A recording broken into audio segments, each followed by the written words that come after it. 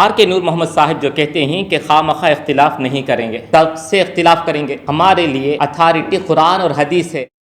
Are کے نور محمد صاحب چاند دیکھ کر روزہ رکھو، تو آپ لوگ کیوں نہیں دیکھتے؟ آر کے نور محمد صاحب اہل حدیثوں کو تقلید کے دلدل میں دھکیلنا چاہتے ہیں، ان کی جملے کو نوٹ کرو۔ جو علماء اکثر لوگ مسلمان جس کو مانتے ہیں انہی کی بات کو جو ہے ہمیں قبول کرنا چاہیے اور انہی کے فیصلے کو ماننا چاہیے۔ انہوں دیکھے نہیں دیکھے وہ سب الگ بات ہے، ہمیں ضرورت نہیں ہے اس میں سب پڑھنے کی ضرورت نہیں۔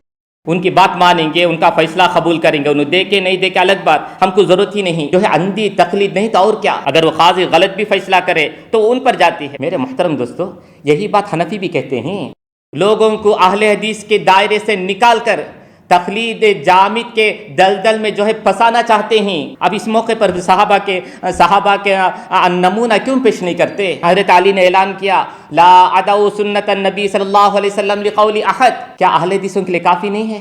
آر کے نور محمد صاحب تقلید کی طرف کیوں بلاتے ہیں؟ آر کے نور محمد اصل میں اہل حدیث نہیں ہیں، اہل حدیثوں کو گمراہ کرنے کے لیے آئے ہیں۔